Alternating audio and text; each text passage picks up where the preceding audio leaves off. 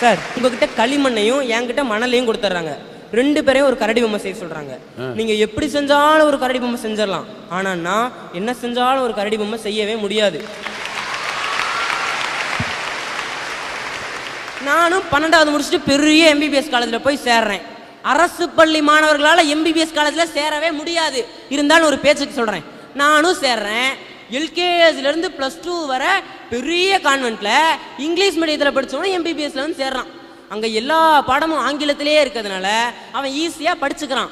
நாங்கள் தாழ்வு மனப்பான்மையிலையும் வெக்கத்திலையும் ஒன்றா சூசைட் பண்ணுறோம், இல்லைன்னா அந்த காலேஜை விட்டே ஓடி வந்துடுறோம். இதுவா சார் கல்வி முறை? சார் என்னோட ஃப்ரெண்டு ஒருத்தன் கோத்தகிரியில் பெரிய ப்ரைவேட் ஸ்கூலில் +2 படிக்கிறான். அவங்களுக்கு +2 பாடம் 3/4 வாசி போன வருஷமே முடிச்சிட்டாங்க. இப்போ அவங்களுக்கு ரிவிஷன் நடந்துட்டு இருக்கு.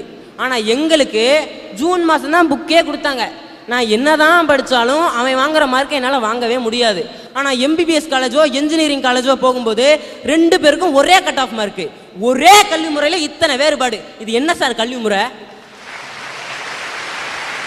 அரசு என்ன பண்ணணும்னா +1க்கும் பப்ளிக் எக்ஸாம் வை, +2க்கும் பப்ளிக் எக்ஸாம் வை, 2 மார்க்கையும் டிவைட் பண்ணி ஒரே கட் ஆஃப் மார்க்கா வெளியிட சொல்லுங்க.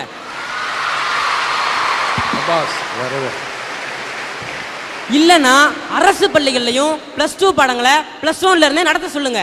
அப்பதான் என்ன மாதிரி ஏழை குழந்தைகளுக்கும் எம்பிபிஎஸ்ல இன்ஜினியரிங்ல ஃப்ரீ சீட் கிடைக்கும்.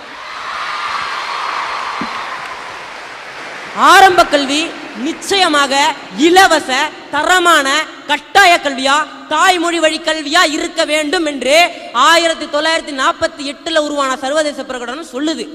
இங்க முனுசாமிக்கும் கண்ணம்மாக்கும் பிறந்த குழந்தை ஸ்கூல்ல தமிழ்ல பேசினா தண்டனை தர்றாங்க. அம்மான்னு மகன் கூப்பிட்டா சந்தோஷப்படாம இவ்வளோ செலவு பண்ணி உன்னை அம்மான்னு கூப்பிடுறதுக்கா இங்கிலீஷ் மீடியம் சேர்த்தேன், மம்மின்னு கூப்பிடுன்னு குழந்தைய அடிக்கிறாங்க. நம்ம தமிழ்நாட்டில் தாய்மொழி வழி கல்வி அப்படிங்கிறதே அழிஞ்சிட்டு வருது சார். 2 வெள்ளைக்காரங்க சந்திச்சா ஆங்கிலத்தில் பேசிக்கிறாங்க, 2 இந்திக்காரங்க சந்திச்சா இந்தியில் பேசிக்கிறாங்க, 2 மலையாளக்காரங்க சந்திச்சா மலையாளத்தில் பேசிக்கிறாங்க. அவங்க பேசிக்கிறாங்க அப்படிங்கிறது முக்கியம் இல்லை சார், தாய்மொழி அப்படிங்கிற ஒரு கர்வத்தோட பேசிக்கிறாங்க. ஆனால் 2 தமிழர்கள் சந்திச்சா மட்டும்தான் ஹாய் ஹவ் ஆர் யூ,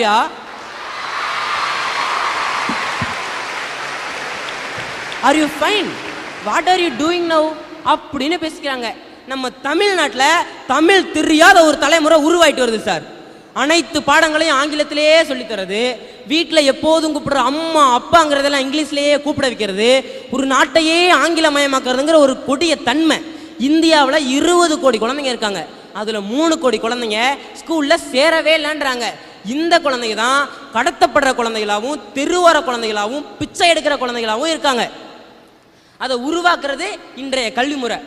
ஒரு பொது பாடத்திட்டத்தை மட்டும் கொடுத்துட்டு சமச்சீர் கல்வின்றீங்க. என்ன சார் சமச்சீர் கல்வி? தமிழ் மீடியத்தில் புக்கெல்லாம் தமிழில் இருக்கு, இங்கிலீஷ் மீடியத்தில் புக்கெல்லாம் இங்கிலீஷில் இருக்கு. இதுக்கு பேர் சமச்சீர் கல்வியா? சமச்சீர் கல்வினா என்ன? ஒரு பொது பள்ளி முறையில் வீட்டுக்கு பக்கத்தில் உள்ள பள்ளியில் அனைவரும் சேர்ந்தார் போல எந்த விதமான வர்க்க சாதி சமய ஏழை பணக்காரர் வேறுபாடற்ற ஒரு சூழ்நிலையில் படிக்கிறதுக்கு பேர் தான் சமச்சீர் கல்வி. இதுக்கு பேர் சமச்சீர் கல்வியா?